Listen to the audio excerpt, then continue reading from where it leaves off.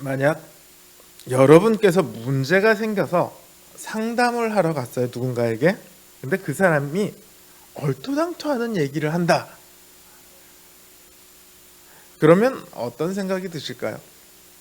예를 들어 회사에 상사랑 트러블이 생겨서 이 상사랑 잘 풀고 또 잘 지내고 싶은데 어떻게 하면 좋을까요? 그랬더니 상사 사진을 베개 밑에 넣고 자라. 그럼 관계가 좋아질 거다. 혹은 상사가 씹던 껌을 네가 버리면 그 껌을 주워서 다시 씹어라. 그렇게 3일만 하면 관계가 좋아질 거다. 뭐 이렇게 얘기하면 그런 상담을 여러분들은 신뢰할 수 있겠습니까? 만약 그걸 신뢰한다면 그건 상담가에게 문제가 있기 이전에 우리들에게 문제가 있다고 생각을 해야겠죠. 근데 오늘 본문을 보면요, 하나님께서 이스라엘에게 여리고와의 전쟁 방법을 제시하시는데 그 전쟁 방법이 꼭 그 얼토당토하는 상담가의 그런 상담처럼 보여집니다. 1절을 보면요, 여리고 사람들이 지금 이스라엘 자손들이 오는 걸 보고 문을 완전히 걸어 잠궜습니다. 성문을 꼭 굳건히 닫고 성 안에서 싸우겠다는 거예요. 방어만 하겠다는 거죠. 원래 전술학적으로 성을 공격할 때에는 인원이 3배 이상이 더 필요하다고 합니다. 그만큼 성 안에 틀어박힌 적과 싸우는 것은 힘이 듭니다. 게다가 이 여리고 성은요, 요단강을 건너는 입구에 있어요. 교통의 요지입니다. 사람도 많고 부요한 성이에요. 그만큼 함락시키기 더 어려운 성이에요. 성도 견고할 거고요. 사람도 많을 거고요. 그러나 이 이스라엘 백성들이 가나안 땅을 점령하기 위해서는 가장 먼저 점령해야 할 그런 성이기도 합니다. 자, 하나님께서 이 여리고 성을 점령할 방법을 알려주세요. 근데 그 방법이 뭐냐면 너희들은 성을 둘러서 매일 한 번씩 도는데 6일 동안 그렇게 하루 한 바퀴씩 성을 도는 거예요. 그리고 제7일에는 성을 7번을 도는데 7번을 다 돌고 나면 제사장들이 나팔을 불어요. 그 나팔 소리가 들리면 백성들은 큰 소리로 외치는 거예요. 그러면 성벽이 무너져 내릴 것이다. 하나님께서 이렇게 말씀을 하십니다. 여러분들이 지금 만약 이 이스라엘 백성이 이 입장이 되어서 여리고 성 앞에 있다고 한번 생각을 해보십시오. 이 말을 듣고 저렇게 하면 이기겠구나 그런 생각이 들겠습니까? 상식적으로 생각하면 이건 말이 안 되는 얘기잖아요. 어떤 학자는 나팔 소리와 함께 사람들이 큰 소리로 외쳤을 때 그 소리의 진동 때문에 성벽이 무너져 내렸다. 이제 이런 얘기를 하시는 분도 있어요. 얼핏 그럴 수 있겠다라는 생각이 들기도 하지만 사실은 말도 안 되는 얘기예요. 만약에 그게 가능했다면 우리가 몇 년 전에 한 5년쯤 전에 촛불 시위할 때 광화문에 사람들이 200~300만 명이 모였었거든요. 이스라엘 백성들보다 훨씬 더 많이 모여 있는 거예요. 여리고성을 도른 거는 군사들이기 때문에 60만 정도가 돌았습니다. 근데 200만 명이 소리를 그때 소리 엄청 질러댔죠. 무너진 건물이 있다는 얘기 들어보셨어요? 하다못해 소리 때문에 유리 한 장 깨졌다 이런 얘기 들어본 적이 있으세요? 없잖아요. 불가능하다는 얘기예요. 그런데 하나님께서는 전쟁의 방법으로 그 불가능한 것을 말씀하셨습니다. 소리만 질러라. 그러면 성벽이 무너질 거다. 하나님께서는 왜 이런 말도 안 되는 방법을 제시하셨을까요? 딱 봐도 믿기 어려운, 순종하기 어려운 그런 방법으로 다른 방법으로 하실 수도 있을 텐데 왜 굳이 그런 방법으로 하셨을까요? 야, 니네들이 얼마나 잘 믿나 내가 한번 테스트해 볼 거야. 혹시 뭐 이런 목적이셨을까요? 근데 이 다음 본문을 보면요, 이스라엘 백성들이요 바로 그 말씀에 순종을 합니다. 그 전혀 이해가 안 갈 것 같은, 상식적으로 말이 안 되는 방법인데 이스라엘 백성들이 그렇게 해요. 어떻게 그럴 수 있지? 라고 생각을 해봤더니 지금 이 명령이 내리기 전에 이스라엘 백성들이 바로 뭘 했어요? 요단강을 건너왔거든요. 요단물이 멈춰서고 자기들이 마른 땅으로 걸어왔어요. 이미 불가능한 일을 봤다고요. 말도 안 되는 일을 경험을 했다고요. 하나님께서 그렇게 하시겠다고 하면 그렇게 되겠구나, 자연스럽게 수긍이 될 수 있는 그런 상태에 지금 있는 거죠. 그러니까 적어도 지금의 상황에서 믿음의 테스트가 굳이 필요하지는 않아요. 그럼 왜 굳이 이런 방식으로 하셨느냐? 바로 이 전쟁의 주체가 누구인지를 알려주시기 위해서입니다.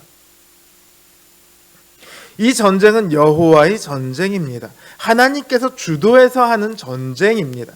그래서 성벽을 돌 때도 제사장이 제일 먼저 앞장섭니다. 또 마지막 날 성을 다 돌고 나서도 나팔을 제사장들이 가장 먼저 불도록 했습니다. 이 양각 나팔이라는 건요, 양뿔로 만든 나팔이잖아요. 이게 출애굽기 19장에 가장 먼저 등장합니다. 출애굽기 19장에 보면 모세가 하나님을 맞으려고 산 기슭에 섰을 때 시내산에서 이제 연기가 자욱하고 하나님께서 불 가운데로 강림을 하시면서 그때 이 양각 나팔 소리가 들립니다. 여기가 이제 양각 나팔 소리가 처음으로 등장하는 장면이에요.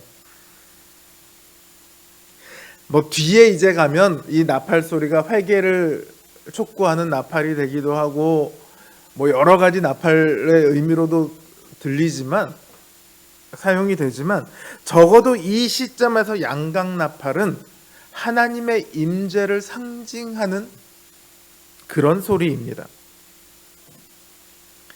그러니까 이스라엘 백성들 앞에 지금 누가 서 계시느냐? 하나님께서 서 계신다는 거예요. 하나님께서 먼저 앞장서 가시고 이스라엘 백성들은 그 하나님을 뒤따라가고 있어요. 왜요? 하나님께서 앞장서 싸우시는 거예요. 하나님의 전쟁이니까. 그러니까 전쟁의 승패가 누구에게 달려 있습니까? 이스라엘에게 달려 있습니까? 아니요. 이스라엘이 몇 명인지 싸움을 얼마나 잘하는지 이런 것에 달려 있는 게 아니라 전쟁의 승패는 하나님께 달려 있어요. 하나님은 당연히 승리하시죠. 그럼 그 다음에 뭐에 달려 있겠습니까? 그 하나님의 인도하심에 순종하느냐 아니냐, 이거에 달려 있는 거예요. 하나님께서 시키시는 대로 하느냐 안 하느냐, 이거에 따라 전쟁의 승패가 달라지는 거예요. 자, 여러분, 우리 신앙생활의 주체가 누구입니까? 우리 자신입니까? 아니요. 우리는 따라가는 사람이에요.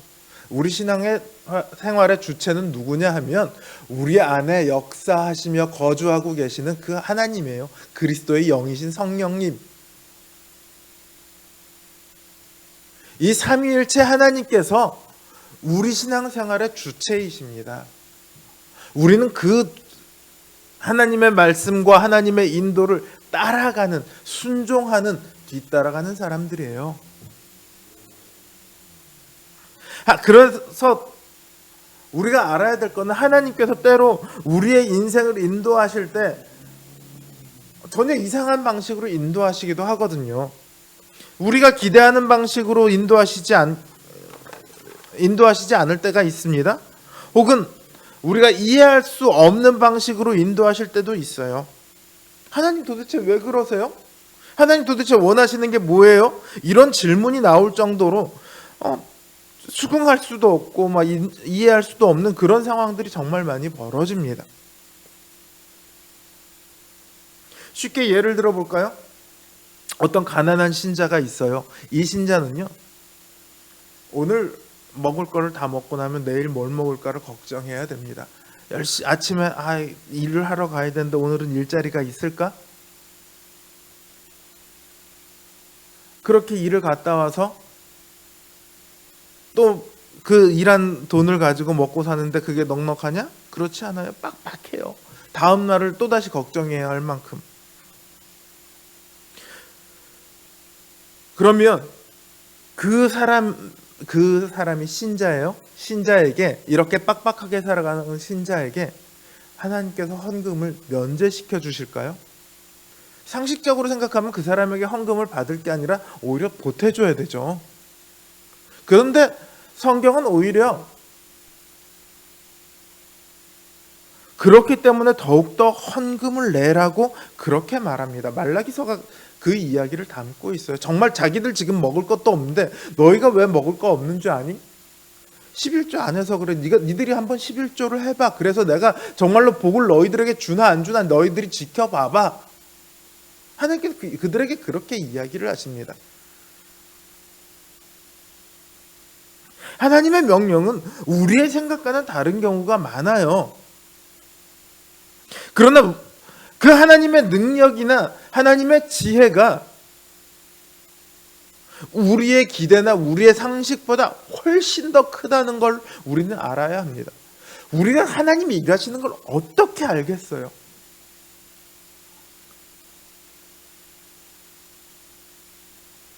그러나 하나님은 그 모든 것을 다 알고 계십니다.